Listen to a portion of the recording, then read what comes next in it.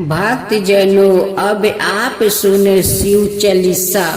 तुम्हें हो माता पिता, तुम्हें हो बंधु शाखा, तुम्हें हो सेवा पूजा बंदगी सभी आपके हाथ। मैं तो कुछ जानू नहीं, आप जानो भोलेनाथ की। शिव समान दाता नहीं, विपत्ति विद्याहरण हार की।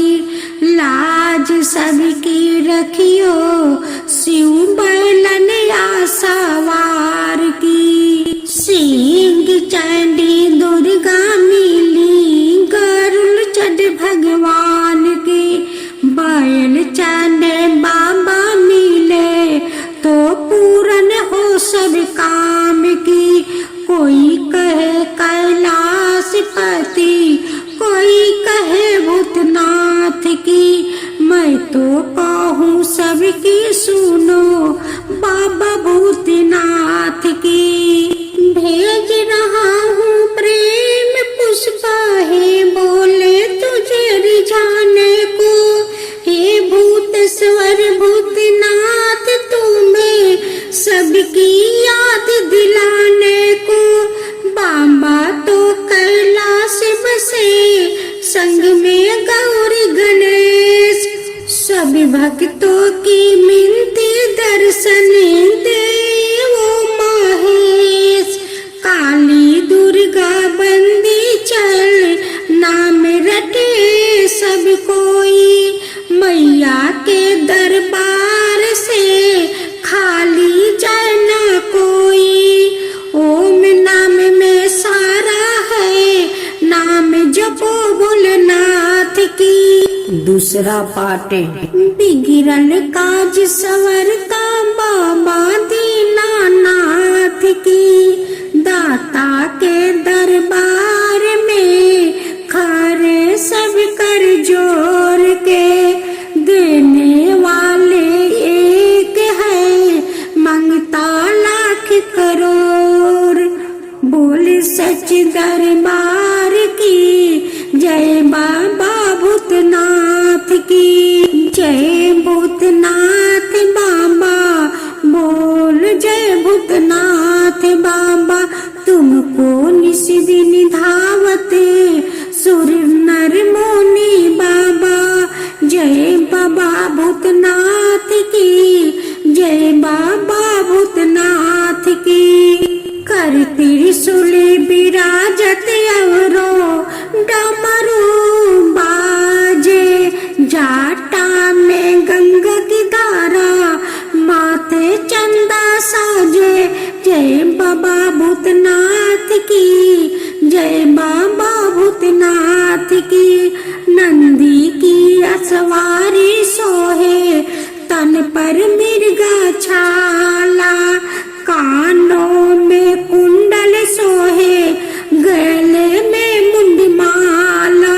जय बाबा भूतनाथ की, जय बाबा भूतनाथ की। तन पर भस्मी रमावे, संग में गिरजा माता।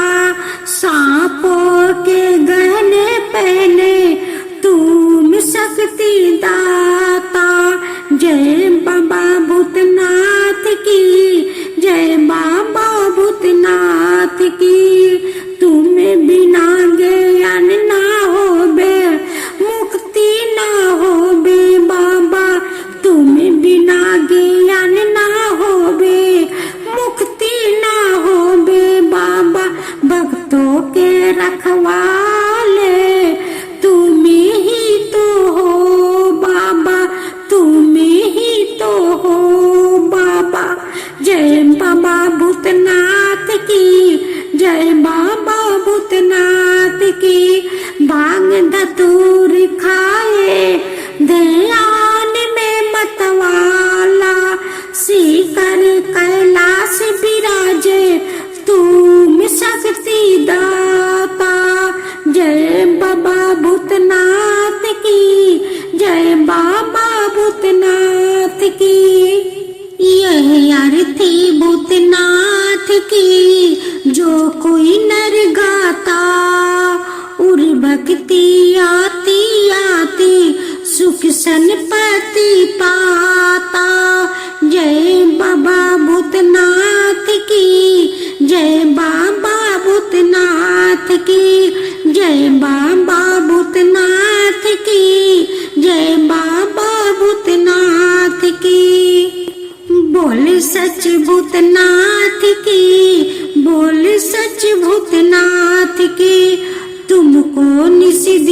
आवते सुर नर मुनि, बोले सच दरबार की, बोले सच दरबार की, बोले बाबा भूतनाथ की, बोले बाबा भूतनाथ की। भोलेनाथ की जय हो, भोलेनाथ की जय हो। किसी समय दक्ष प्रजापति नाम का एक बड़े प्रतापी राजा राज करते थे। वो अपनी पुत्री सती को बहुत प्यार करते थे। वो बचपन से उन्हीं के पास रहती थी। जब वो 12-13 बरस की थी तो एक बार दक्ष ने अपने घर पर यज्ञ किया। उसमें उन्होंने मनुष्यों के साथ साथ देवताओं को भी आमंत्रित किया। मनुष्यों और देवताओं में तब इतना भेदभाव नहीं था। देवता भी वयोवृद्ध मनुष्यों को प्रणाम करते थे और उनके पैर छूते थे। शिव भी उस यज्ञ में आए। वो आहू में दक्ष से छोटे थे, पर देवता होने के नाते अपने को मनुष्यों से 12 समझते थे। उन्होंने दक्ष को ना प्रणाम किया और ना ही उनके पैर छुए। दक्ष ने इसकी शिकायत दूसरे देवताओं से की। देवताओं ने शिव से कहा तो शिव ने निडर होकर कह दिया, देवता तो मनुष्यों से बड़े होते हैं। कोई 12 आदि किसी छोटे के पैर छुए तो आहित छोटे का ही होता है। मैं दक्ष का कोई आहित नहीं चाहता था। दक्ष ने सोचा, तर्क करने से बातें बढ़ेगी और यज्ञ में बाधा पड़ेगी, इसलिए वो चुप रहे। ना जाने क्यों सती को शिव का यह स्वाभिमान बहुत अच्छा लगा। वो मन ही मन उन्हें प्यार करने लगी। सती जब बड़ी हो गई तो दक्ष ने उसके विवाह के लिए स्वयंवर रचा। उन्होंने सारे विवाह योग मनुष्यों और देवताओं को उसमें आमंत्रित किया, पर शिव को नहीं बुलाया। स्वयंवर के लिए एक बहुत बड़ा मंडप बनाया गया था। उसमें एक मंच पर दक्ष और उनके साथी वयोवृद्ध मनुष्यों और देवता बैठे थे और उनके सामने दोनों और पंचकृतों में 9 युग देवता और मनुष्य। सती अपने दोनों हाथों में वरमाला थामे हुए मंडप में आई। वो सबको देखती हुई धीरे धीरे चलकर मंडप के बीच आकर खड़ी हो गई। उसकी आंखों में किसी को खोजती हुई सी मालूम होती थी। सब उत्सुक होकर देख रहे थे कि वो किसके गले में वरमाला डालती है। तभी एक एक उसने अपने हाथों से वरमाला ऊपर उछालते हुए कहा, यदि मैं सती हूँ तो यह शिव तुम यह वरमाला लो।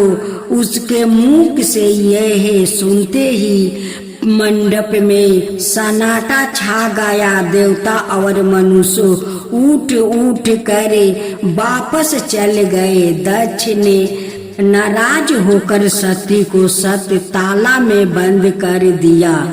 शिव को जब यह गात हुआ तो वो भभूत रामाये, जाटा जूटे खोले, सांप को गर्दन में लपटे, अपने गणों के साथ दक्ष के घर पर आ धमके।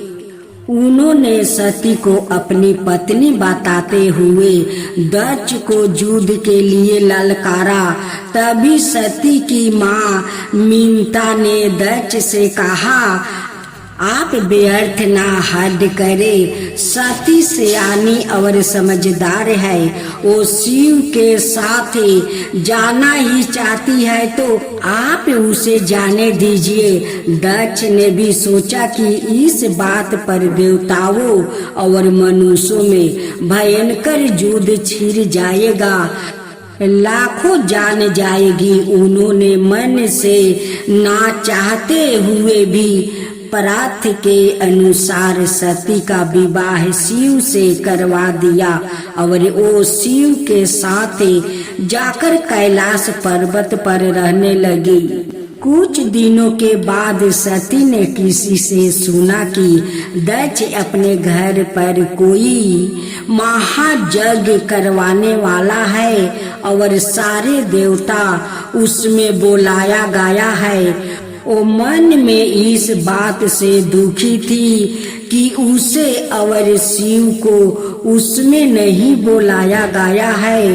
फिर भी उसने शिव से कहा, हमें उस जग में चलना चाहिए। शिव बोले, मैं तो बिना बुलाए भगवान के घर भी जाने वाला नहीं हूँ। सती ने कहा, वो मेरे नाना का घर है, मेरा बचपन यही बीता है और फिर हम तो अधिकार पूर्वक भी वहाँ जा सकते हैं। सती कहने लगी कि मैं तो अबर से जाऊंगी। शिव बोले, पति का जहाँ आदर ना हो वहाँ जाना पत्नी का धर्म नहीं है।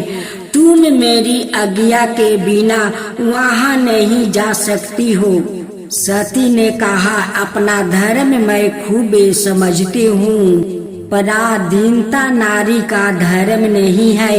यह कहते कहते सती का चेहरा क्रोध से तमाने लगा, आंखों से चिंगारियां निकलने लगी, भुजाएं फरकने लगी। उस समय वो सती नहीं दुर्गा चांडी लग रही थी। उसने बिजली की तरह करक करक कर कहा, तुम कौन होते हो मुझे रोकने वाला? मैंने अपनी इच्छा से तुमसे विवाह किया था। मैं तुम्हारे देवता होने के रूप में आने वाला नहीं हूँ। सती उसी वेशभूषा में वहाँ से उठकर चल दिया। जब वो दक्ष के घर पहुँची तो पुराने नौकर चाकरों ने पहचान कर उसका 12 सत्कार किया, पर दक्ष ने 2 मीठे शब्द भी मुख से नहीं कहे। इससे उसके स्वाभिमान को गहरी चोट लगी। उससे दक्ष से कहा, पूर्वज होने के नाते मेरे शरीर पर ही तो तुम्हारा अधिकार है।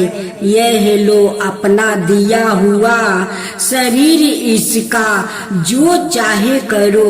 दक्ष ने कहा, तू अपना मन तो कैलाश पर्वत पर छोड़ आई है, तेरे शरीर का मैं क्या करूँगा? सती उसी समय बेहोश होकर पृथ्वी पर गिर पड़ी और फिर कभी होश में नहीं आई।